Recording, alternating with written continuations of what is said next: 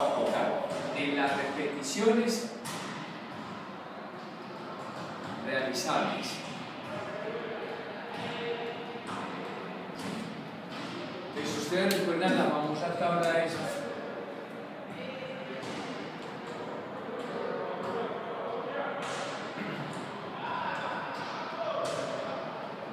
Que más o menos esa puede ser hasta 18. Si ustedes recuerdan esta tabla de que una repetición solamente la puedo hacer al 100%. Si hago dos, estoy en el 95%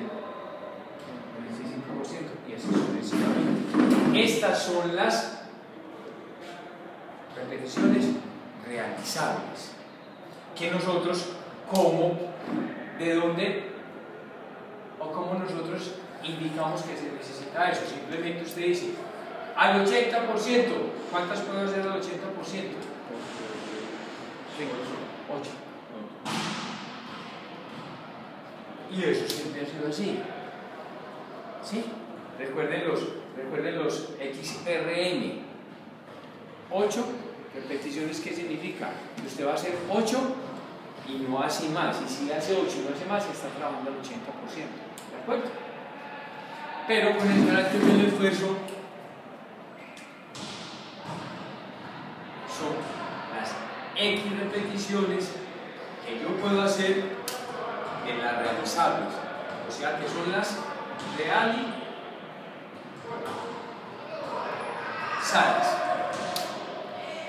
¿De acuerdo? ¿Sí? Entonces, esto se convertiría en un valor de 100%. Entonces, ¿cuál es el 100% del carácter del esfuerzo del 80%? ¿Va a ser cuántas repeticiones? 8. Pero ustedes que han practicado un poquitico más el entrenamiento, pues lo han visto, las personas hacen esas 8 de 8 de la misma manera siempre.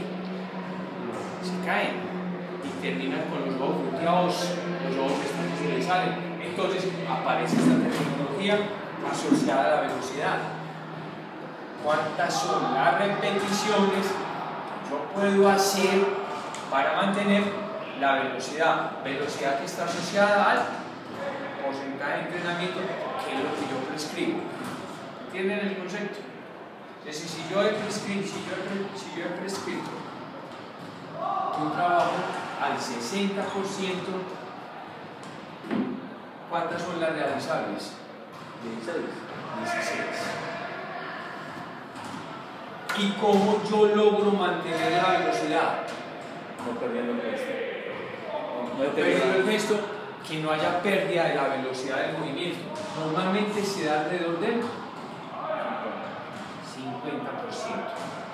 Entonces sería el 50% de 100. ¿Cuánto es el 50% de 100?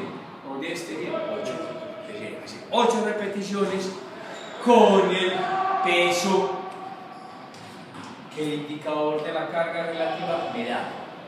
¿Sí? ¿Sí? ¿Listo? Yo pienso que esto es lo grueso para entender de eso. Luego de pronto comenzaremos, aquí hay que hablar de cantidad de movimiento, de impulso de movimiento, hay que hablar de las leyes de Newton, sobre todo la segunda ley de Newton, que dice que cuando yo le aplico una aceleración a una masa, la muevo, le aumento la velocidad. ¿Preguntas? Tendríamos que hablar, por ejemplo, también de cómo gana uno fuerza. ¿Cómo un ser humano gana fuerza? Básicamente de dos formas. Una, haciendo adaptaciones de qué orden? Neurales. Dos, haciendo adaptaciones estructurales. Pero estructurales, que después tengo que hacer las adaptaciones neurales. Cuando yo hablo de adaptaciones estructurales, es hablar de quién? De hipertrofia.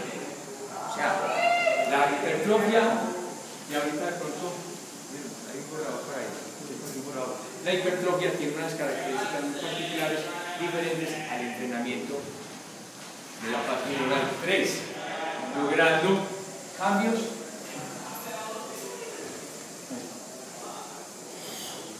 en lo que fino, pero entonces no es que yo aumente mucha testosterona para aumentar mucha fuerza, no, yo aumento la testosterona para hacer cambios estructurales y después de los cambios estructurales, que ese aumento de masa muscular, yo la tengo que volver funcional. El entrenamiento, bueno, entonces definitivamente, ¿cuáles serían los dos entrenamientos a tener?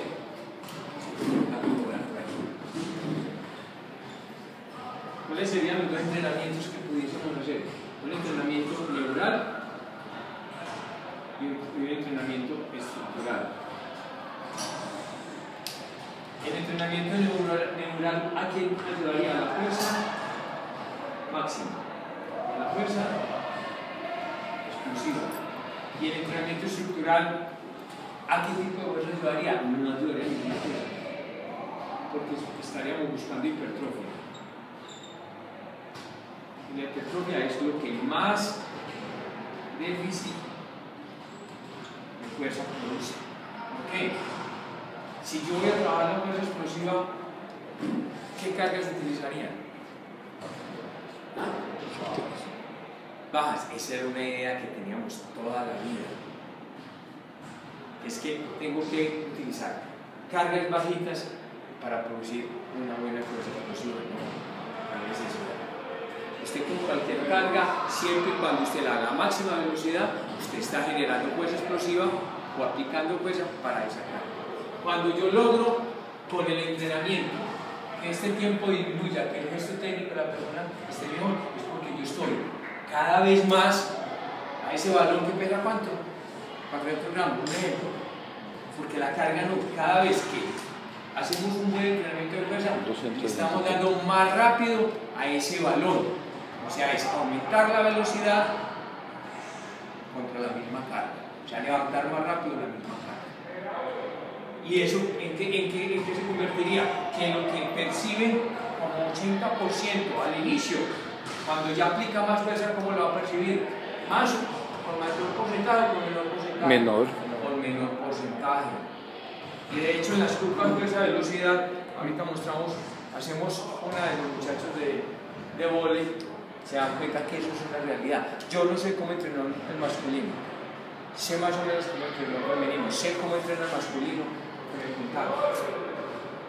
Entonces, esto depende de esto, pero también depende de la parte metodológica, de los tiempos de descanso, de las velocidades a que yo ejecuto, de los ejercicios que yo escojo, de las cadenas cinéticas que yo escojo. Depende de todo eso, porque yo no puedo coger un ejercicio de bíceps y compararlo con un ejercicio de press banca. ¿Por qué? En el ejercicio de bíceps está simplemente trabajando en general un solo grupo muscular, los demás se estabilizan. En un press banca hay muchos. Entonces preguntamos, ¿trabajo primero el press banca o trabajo después el uniarticular? Entonces existen principios. Yo normalmente cuando recomiendo entrenamiento de fuerza, primero sentadilla y press banca y después los ejercicios individuales. ¿Por qué? Porque en el press banca y en la sentadilla hay más grupos musculares, una cadena que ayudan a que si alguno tiene déficit, eso desaparece. La otra cosa son los principios del entrenamiento. O sea, existen en la programación del entrenamiento de fuerza, existen cuatro, las power, el pie, el hip y el in. Son maneras de programar el entrenamiento. Solamente voy a hablar del PIC, programación de intensidad progresiva. Entonces es ir aumentando la intensidad 60, 70, 75, etcétera, como intensidad. ¿Y qué le pasa al volumen? Ir bajando el número, disminuir el número de repeticiones. Pues al 60, ¿cuántas repeticiones puedo hacer para lograr mantener el efecto neural, para lograr mantener la velocidad? 16. No, 50%. 8, y si haría 16, está haciendo a partir de la novena, décima repetición, la deportista pierde la velocidad. Y si pierde la velocidad, ¿cómo está percibiendo la carga? ¿Más alta o más suave? Más alto. Más alto. Más alta. Entonces ya no está trabajando al 60%, ya se fue al 70%. ¿Sí? Entonces haría 8 repeticiones en una serie, 3 series. ¿Con cuánto de descanso si decido trabajar la fuerza como tal? De 3 a 5 minutos. Pausas completas. Un poquito menos. La fuerza no, la rapidez. No, Si deseo trabajar la rapidez como tal, porque como fuerza sigue trabajando, pero cuando trabaja, y da todo el descanso, es que vos necesitas fuerza para ser rápido y para ser veloz. sí, no estoy discutiendo eso, sino que para vos trabajar fuerza, como estás diciendo, pero necesitas de 3 a 5 minutos para trabajar la fuerza en rapidez. O sea, necesitas de 3 a 5 minutos para poderte recuperar. Sí, eso es importante. Eso para es. Volver a llenar los depósitos energéticos para que la motoneurona descanse, para que sea capaz después de mandar los impulsos lo más rápido posible. Ajá. Frecuenciar para que la inhibición se dé. ¿Listo?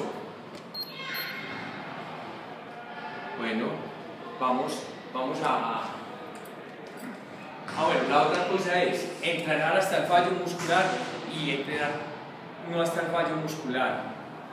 Si yo entreno hasta el fallo muscular, termino haciendo una melcocha de las intensidades. Entiendo. Claro, hasta que yo 16 de 16 estás trabajando al 60%, no terminas trabajando al 60%. Y los cambios del orden endocrino, estructural y neuronal son horribles. Si tienes 3 series de 16 de 16, con seguridad, en la segunda serie, en la quinta repetición, ya no estás al 60%, ya no sos capaz de decir, puedo hacer 16, no, solamente puedo hacer 10 o 12. ¿Sí? Ese es otro tema. El otro es el tema de las potencias. Normalmente, ¿a qué porcentaje de potencia de un RM nos enseñamos que generar la máxima potencia? 30-35%. No te entendí. No, ¿A qué? Se ha dicho que la máxima potencia en una contracción se genera al 30-35% de la fuerza isométrica máxima. Eso está rebatido, porque yo puedo tener una potencia X dependiendo del ejercicio. La potencia máxima en press banca se encuentra alrededor del 45 al 50%. De la sentadilla, alrededor de 1 metro por segundo, usted lo dijo ahorita. Entonces, ¿cuál es el entrenamiento de Daniel? Es en este sector, porque ahí está alrededor de 1 metro por segundo. Recuerden que hay los ejercicios olímpicos y los no olímpicos. ¿Cuáles son los no olímpicos? Press banca, la sentadilla y el peso muerto. La potencia de la sentadilla 1 metro por segundo, la potencia del press banca alrededor de 0.70 y la de los ejercicios olímpicos. Que es arranque y envío. Arranque y envío. ¿Al cuánto la potencia? Al 100%. Está alrededor del 90%. Entonces miren la analogía. Dice, es que no tenemos el igual preparativo. Yo los presto cuando quiera. Si yo digo que, o esa gente, o los que hayan dicho, los que hayan estudiado dicen que la potencia máxima en arranque y envío se logra el 90%. ¿Cuántas repeticiones tiene que hacer mínimamente un deportista para mantener ese 90%? 2. ¿Pudiendo hacer? 4. Entonces simplemente es buscar un peso que el deportista haga 2 bien hechecitas y usted le pregunte ¿cuántas más puedes hacer? Y te diga 2. 2 y 2, 4. ¿Cómo está entrenando, creo yo, Giovanni, que es el que está con el equipo masculino y con la gente de vóley playa? Hermano, vóley playa no vieron lesionados, vóley piso masculino muy pocos. Entonces, yo asumo y colijo que está entrenando bien la fuerza. Él yo no creo que se acerque a esto, no creo que esto solamente lo pueda saber yo, no creo que él se acerque a esto.